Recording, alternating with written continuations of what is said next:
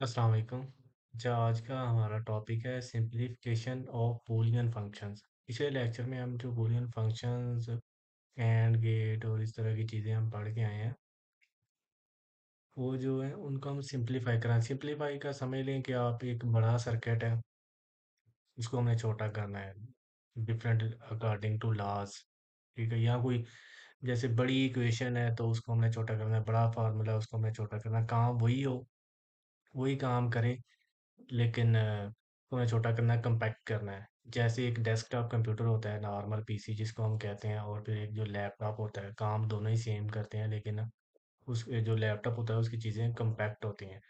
तो ये हमने करना है बूलियन फंक्शन के साथ। तो देखते हैं आज हमने क्या कुछ कवर करना है टॉपिक इसके। ठीक है, जैसे ये एक है सर्किट, आप इसको कह लें, और इसको हमने छोटा किया है। ठीक है, तो क्या जी, एक्सप्रेशन ईजियर करते हैं। ये जो सिंप्लीफिकेशन होती है, नंबर ऑफ लॉजिक गेट्स काम करते हैं। ये जैसे ये एक दो तीन चार पाँच है इसमें, ठीक है, ये लॉजिक गेट्स, और अब तीन रह गए हैं। ठीक है, इसको काम करते हैं। सर्किट छोटा होता है हमारा, ठीक है, ये बड़ा सर्किट है, ये छोटा है, काम सेम दोनों कर रहे हैं। और जाहिर सी बात है, जो छोटी चीज़ है ये, यहाँ से अगर कोई चीज़ ने यहाँ जाना है तो कम डिस्टेंस होगा, और इसी तरह टाइम भी हमारा कम लगेगा, चीज़ फास्टर मूव करेगी, हमारा सर्किट अच्छा हो जाएगा।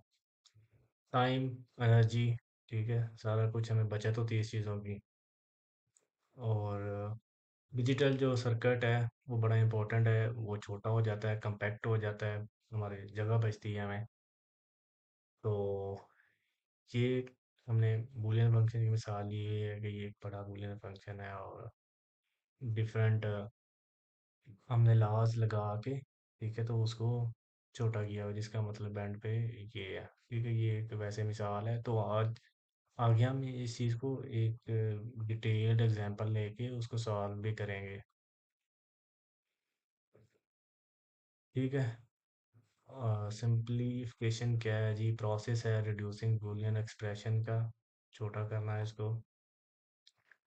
बूलियन अलजबला कुछ रूल्स होते हैं, ठीक है, वो आगे रूल्स हम लॉज देखेंगे जिनके मुताबिक हम इसको रिड्यूस करते हैं, सिंप्लीफाई करते हैं।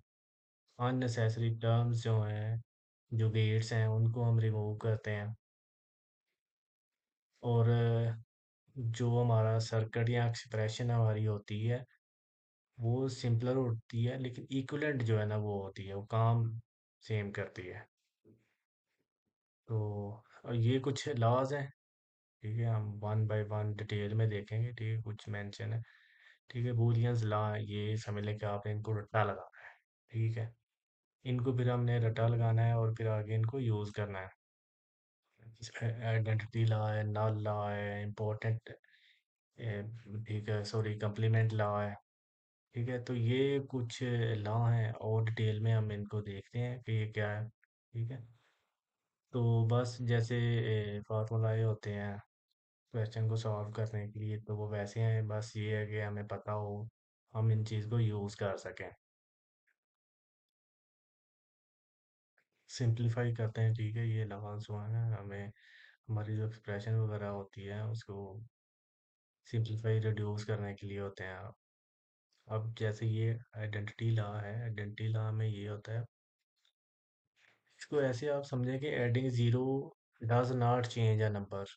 ठीक है, और जब हम मल्टीप्लाई करते हैं किसी चीज़ को तो वो भी फिर चीज़ चेंज नहीं होती। ये हमने मैथ में लॉ पढ़ा हुआ है, ठीक है, तो ये इसको ये आइडेंटिटी लॉ है। ठीक है, अब जैसे ए प्लस ज़ीरो, अगर हम ज़ीरो ऐड करते हैं किसी चीज़ में तो चीज़ वो सेम ही रहती है, कोई डिफरेंस नहीं आता। और अगर हम किसी चीज़ को वन के साथ मल्टीप्लाई करते हैं तो फिर भी सेम रहती है। ठीक है, तो ज़ीरो अगर हम ऐड करेंगे तो कोई चेंज नहीं आएगा, अगर हम वन के साथ मल्टीप्लाई करेंगे तो कोई चेंज नहीं आएगा। ये एक आइडेंटिटी लॉ है, ठीक है, इसको आपने रट्टा लगा देना है। उसके बाद आगे नल है। ठीक है, नल लॉ ये है कि इफ, और, ठीक है, और जो हमने पीछे बूलियन फंक्शन पढ़ा था, has one, result will be one. और एंड में अगर कोई भी एक ज़ीरो आ जाएगा तो वो ऑलवेज ज़ीरो होगा, ये हम पीछे पढ़ के आए हैं, ठीक है। तो ये नल लॉ है। हमेशा जब हम add one always give one, और अगर हम ज़ीरो से मल्टीप्लाई करते हैं तो वो आंसर ज़ीरो आता है। ये एक नल लॉ है। अच्छा जी, ये हमें क्या कहता है? If a variable is repeated we don't need to write it twice, ठीक है। अगर एक चीज़ रिपीट हो रही है तो हमने उसको एक दफ़ा ही लिखना है, ये लॉ है। तो repeating same variable has no effect, जैसे कि यहाँ दिखाया गया ए, तो ये is equal to A plus A is equal to A ही है। अच्छा जी, ये आगे ये हमारा कंप्लीमेंट लॉ है, ठीक है। कंप्लीमेंट, अगर ये ए है प्लस और ये ऊपर बार यहाँ करके होती है, ये थोड़ी साइड पे आई हुई है, तो अगर हम ये समझ लें कि इन्वर्टेड है जो हम पीछे पढ़ के आए थे नॉट, अगर हम इन दोनों को प्लस करेंगे, प्लस ठीक है गेट में और होता है, अगर हम इनको दोनों को प्लस करेंगे तो हमारा आंसर वन आएगा, ठीक है। कंप्लीमेंट लॉ ये है। और अगर हम इन दोनों को ऐड करेंगे या मल्टीप्लाई करेंगे तो हमारा आंसर ज़ीरो आएगा। हमारा कंप्लीमेंट लॉ ये है। ठीक हो गया। A and it's complement cancel each other, ठीक है, एक दूसरे को कैंसिल कर देते हैं। आगे हम इस स्लाइड में दोनों इकट्ठे पढ़ेंगे, ठीक है। कम्यूटेटिव एंड एसोसिएटिव लॉ, ये पहला है हमारा, ठीक है ना। ए प्लस बी, ठीक है। और अगर जैसे वन प्लस टू और टू प्लस वन इक्वली होता है, इनको अगर हम लोकेशन इनकी मूव कर देते हैं तो हमारा आंसर जो है ना सेम ही होता है। ऑर्डर जो है ना वो मैटर नहीं करता।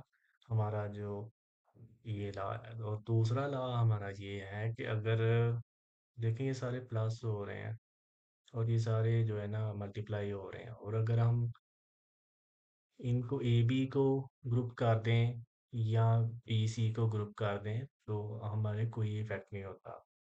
इसका मतलब ये है कि ग्रुपिंग जो है ना इफेक्ट नहीं करती। ये हमने अपने माइंड में रखना है। अगर सारे प्लस हो रहे हों और अगर सारे मल्टीप्लाई हो रहे हैं तो इसमें जो ग्रुपिंग होती है वो मैटर नहीं करती, और यहाँ ऑर्डर मैटर नहीं करता, चाहे ए को पहले लिख दो या बी को पहले लिख दो। चाहिए नेक्स्ट डिस्ट्रीब्यूटर लॉ, ठीक है ना। अब ये है multiply over brackets expand the expression, ठीक है। अब ये है कि अब इनको जब ए ऐसे हम मल्टीप्लाई करते हैं ब्रैकेट के अंदर हम रकमें हैं, ठीक है, तो ये एक्सपेंड करती है। इसे उसमें डिस्ट्रीब्यूटिव लॉ ये होता है, ठीक है। जब भी चीज़ मल्टीप्लाई होगी तो एक्सपेंड होगी। जैसे two multiply two is equal to four, और हम अगर इनको प्लस कर लें या टू मल्टीप्लाई जो थ्री होता है हम इसको एज ऐसे भी लिख सकते हैं कि दो ज़रब दो, ओ सॉरी, दो प्लस दो, ठीक है। मल्टीप्लाई यही होता है कि अगर हमने इतनी दफ़ा इस चीज़ को प्लस करना है। अब ये अब्जॉर्प्शन लॉ है, ठीक है। इसमें ये होता है कि एक्स्ट्रा पार्ट हम रिमूव कर देते हैं, सिंपलीफाई एक्सप्रेशन करता है। This law helps eliminate unnecessary part of an expression, ठीक है। अननेसेसरी जो पार्ट होता है उसको हम रिमूव कर देते हैं। अब जैसे ये वाला है, ठीक है ना, तो एक्चुअली ये जो चीज़ है ये इक्वल एक्स्ट्रा टर्म्स जो हैं वो हम अब्जॉर्व कर लेते हैं, रिमूव कर देते हैं। अब ये जो एक ना थ्योरम है, ठीक हो गया।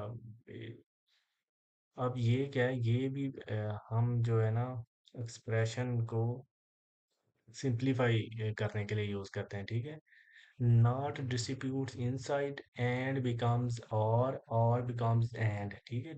De Morgan law is very important for simplifying expression with not expression, ठीक है। इसमें हम नॉट एक्सप्रेशन यूज़ करते हैं। नॉट को हम अ, हमारी जो ये टेक्निकल लैंग्वेज है इसमें हम कंप्लीमेंट भी कहते हैं, ठीक है। Use simplify the complemented expression, ठीक है। जो जो नेगेटिव एक्सप्रेशन हमारी होती हैं, ठीक है, उनको डी मॉर्गन लॉ हम यूज़ करते हैं सिंप्लीफाई करने के लिए, ठीक है, जिसकी एक ये मिसाल ये है।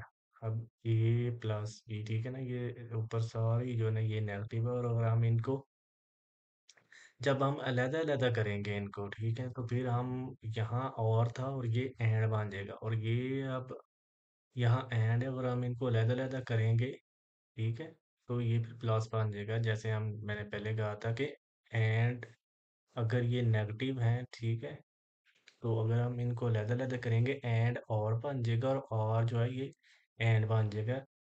ये डी मॉर्गन थ्योरम है। नेक्स्ट हम पढ़ते हैं डबल निगेशन लॉ, ठीक है, ये जैसे लिखा हुआ है, ये एक लाइन है और दो लाइन है, ठीक है, तो नेगेटिव नेगेटिव एक दूसरे को कैंसिल कर देता है, और ये फिर ये double not gives original value, ठीक है ना, तो ये ठीक है, ये आपने डबल नेगेशन लॉ ऐसे आपने याद करना है कि डबल नेगेशन एक दूसरे को कैंसिल करता है, ठीक है, और applying not twice returns original value, ठीक है, और इम्पॉर्टेंट मतलब होता है इसे जब हम बड़ी जो हमारी एक्सप्रेशंस होती हैं उनको जब हम सिंप्लीफाई करते हैं, ठीक है, ये सारे लॉज जो हैं हम आगे देखेंगे कि यार ये कैसे करना है। ये लॉज बेसिकली आपने रट्टा लगाना है कि यार ये लॉ आगे जो बड़ी हमारी एक्सप्रेशंस होगी, ठीक है, आप इनको कह लें यार रकमें ठीक है, या जो बड़े सर्किट होंगे उनको सिंप्लीफाई यूज करने के लिए ये यूज होंगे, ठीक है। अच्छा, अब हम एक एग्जांपल देखेंगे, ठीक है, जिसमें हमारी ये है, ठीक है, हमने इसको ए प्लस बी, ठीक है, ये फिर नॉट है, इसको आप नेगेटिव कह लें। ये प्लस जो है ना ये और होता है, और ये जो डॉट होता है ये एंड होता है, ठीक है, ये हम पीछे पढ़ के आए हैं। अब सबसे पहले हमने जब इसको सिंप्लीफाई करना है तो हमने डिस्ट्रीब्यूटिव लॉ यूज़ करना है, ठीक है, उसके बाद हमने कंप्लीमेंट लॉ यूज़ करना है, और फिर हमने अटेंटी लॉ अप्लाई करना है, और फाइनल जो है ना हमारे पास रिजल्ट आ जाएगा ए प्लस बी। तो ये नेक्स्ट स्लाइड में हम देखते हैं कि ये कैसे सॉल्व हुआ, ये आप अपने माइंड में रख लें, ठीक है, और जो पीछे हम लॉज पढ़ के आए हैं ये अगर आप को याद होंगे तो फिर आगे जो बड़ी एक्सप्रेशंस होंगी, ठीक है, जैसे ये ए प्लस, इसमें जो है ना ये तीन वेरिएबल्स हैं, ठीक है, और यहाँ दो हैं, तो इसीलिए देख लें कि जैसे अब लेट्स सपोज कि ये ए और का गेट था, और फिर ये नेगेटिव ए था, और फिर ये एंड का गेट था, तो यहाँ दो गेट यूज हुए होते और तीन वेरिएबल थे, और यहाँ अगर आप देखें तो सिर्फ हमने एक जो है ना गेट यूज किया है, और ठीक है, प्लस और कुछ वो करता है, और दो वेरिएबल सिर्फ हमने यूज करेंगे, तो ये सिंप्लीफाई हो गया, हमारी जो एक्सप्रेशन है वो भी सिंप्लीफाई हो गया। और अगर हम इस चीज़ को हम अपने सर्किट में कन्वर्ट करें तो वो बड़ा सर्किट बनेगा, ये छोटा बनेगा, और इसको अगर हम ट्रूथ टेबल में कन्वर्ट करें तो इसका ट्रूथ टेबल भी बड़ा होगा और इसका छोटा होगा, ठीक हो गया। तो ये देखें, ठीक है, ये हमारी एक्सप्रेशन है, ठीक है, जैसे हम पहले पढ़ के आए थे कि हमने सबसे पहले ये हमारी बड़ी थी और एंड पे हमारा रिजल्ट ये आना है। जैसे पिछली एग्जांपल में हम सॉरी स्लाइड में हमने पढ़ा था कि सबसे पहले हमने डिस्ट्रीब्यूटिव लॉ जो है ना वो पढ़ना है, ठीक है, और सॉरी अप्लाई करना, और उसके बाद कंप्लीमेंट लॉ, ठीक है, और कंप्लीमेंट लॉ के बाद हमारी ये एक्सप्रेशन बन जाएगी, और फिर आइडेंटिटी लॉ, ठीक है, ये आप पीछे देखें स्टेप बाय स्टेप, ठीक हो गया। तो आज का जो लेक्चर था वो आपको ज़रा हवाओं में लेके जाने वाला है कि यार जिस तरह हम किसी लैंग्वेज को शुरू से अल्फ़ाबेट उसके सीखते हैं उस तरह है, थोड़ा सा रट्टा लगाने वाला, ताकि आप आगे जो है सिंप्लीफाई कर सकें। आई थिंक जो नेक्स्ट लेक्चर है उसमें हम दो तीन और एग्जांपल्स देखेंगे, ठीक है, और मैं आपको अ, अच्छे से जो है ना बताऊंगा, क्योंकि ये तो बेसिकली जो सारा लेक्चर था इसमें हमने जो लॉज हैं सिंप्लीफाई करने के लिए, ठीक है, जो सिंप्लीफिकेशन में यूज़ होते हैं पूरे प्रोसेस में, वो हमने बेसिकली पढ़े हैं, और आइडिया पढ़ा है कि यार ये सिंप्लीफिकेशन यूज़ क्यों होती है और इसका मकसद क्या है, ठीक है। तो हमने देखा जी लॉजिक गेट्स जो है ना छोटे हो जाते हैं, ट्रुथ टेबल छोटा हो जाता है, ठीक है, सर्किट हमारा छोटा हो जाता है, ठीक है, एनर्जी बढ़ती है, क्रॉस बढ़ती है, और ये जो हमारी है बहुत इंपॉर्टेंट जो टॉपिक है, क्योंकि ये सारी चीज़ें हमें फ़ायदा देती हैं, कोई नुकसान नहीं है, ठीक है, पैसा बचता है, टाइम बचता है। तो ठीक है, इंशाल्लाह नेक्स्ट लेक्चर में मिलते हैं। ओके, अल्लाह हाफिज़।